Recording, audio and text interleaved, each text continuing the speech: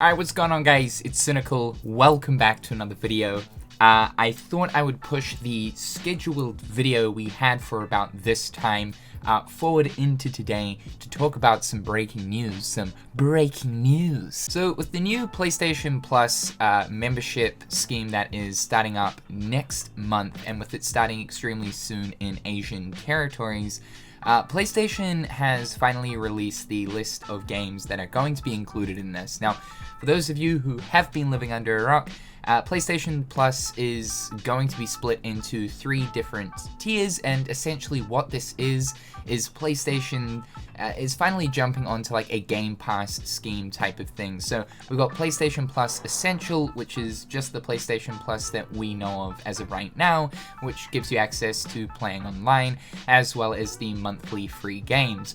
Then you have PlayStation Plus Extra. This is the Game Pass side of things, giving you access to a whole catalog of games per month. And then there is the Premium Deluxe, which gives you access to the classic lineup of games, as well as PlayStation 3 streaming on top of game trials. Now, we finally have a list of the games that are going to be included for, I guess, the first wave of the Game Pass type thing for PlayStation. PlayStation have already confirmed that this will cycle in similar fashion to Game Pass, so hopefully it will be every month. There will be things added and things removed. I really hope it is consistent and it is frequent, especially with looking at this list. I'm more so talking about the classic games lineup. This was something that I was really excited for this new PlayStation Game Pass. Specifically, you do have to purchase the most expensive sub option, which is the Premium Deluxe plan, in order to gain access to this classic lineup. I was excited for this because PlayStation announced that within the classic games, it's going to include PlayStation 1, PlayStation 2, as well as PlayStation Portable. There is PS3, but the unfortunate thing about that is it's essentially PlayStation Now, which is PlayStation's current game streaming option, and the only way to play PlayStation 3 games on current hardware is via cloud.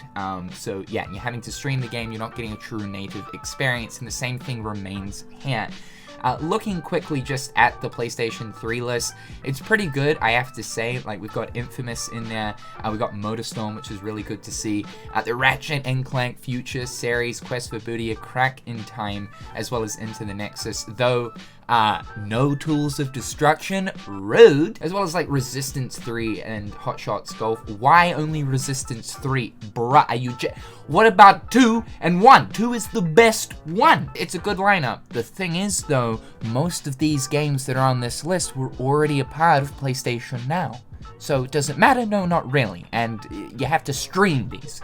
So does it matter? No, not really. What I am a little bit pissed off about, you could say, is the classic lineup when looking at PlayStation 1, 2, and PlayStation Portable.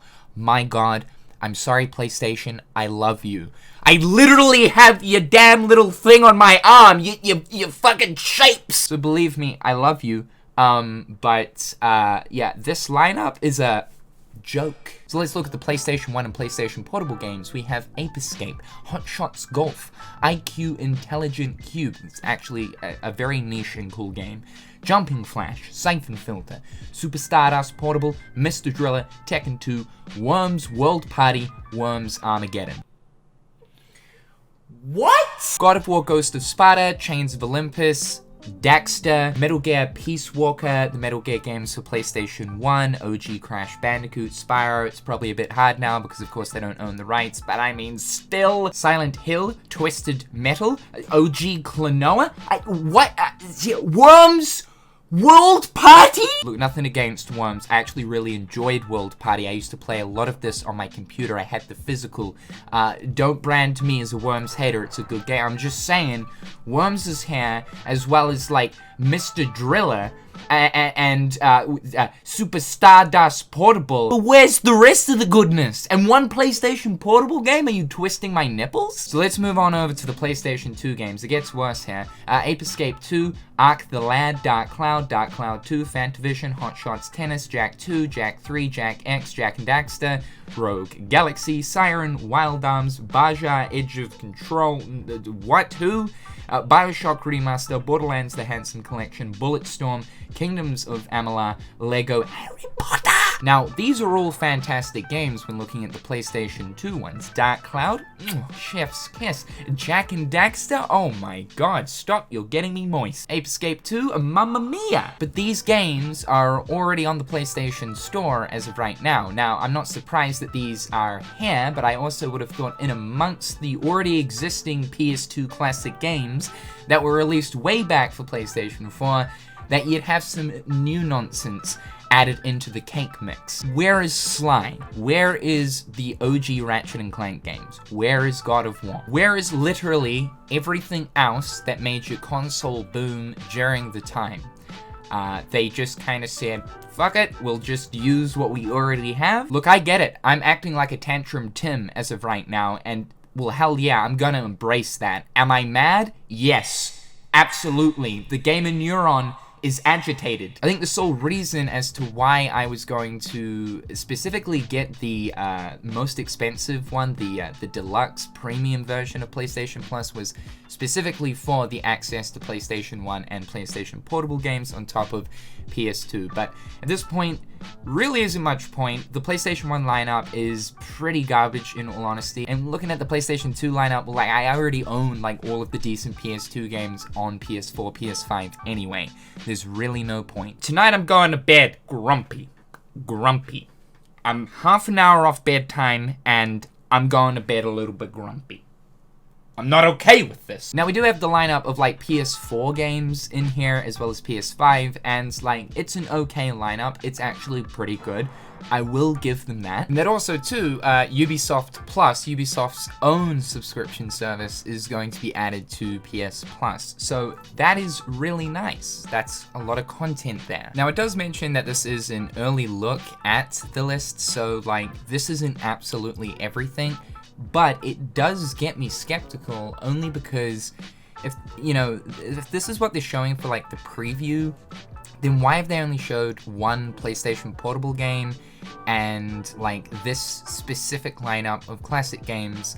You would think if there were heavy hitters out there, specifically like, I don't know, let's say the old Ratchet & Clanks or Sly or any other PlayStation Portable games aside from one, you would think it would be a part of this list. So it gets me skeptical. It is worth mentioning though that in regards to the classic games when looking at PS1 and PlayStation Portable, if you guys previously owned these, purchased them via the PS Store on your PSP, or of course PS Vita for PSP titles, or looking at PlayStation 3 for the PlayStation 1 classic games, if you previously purchased these, you will be able to download them onto your PlayStation 4 or PlayStation 5 without needing to subscribe to PlayStation Plus.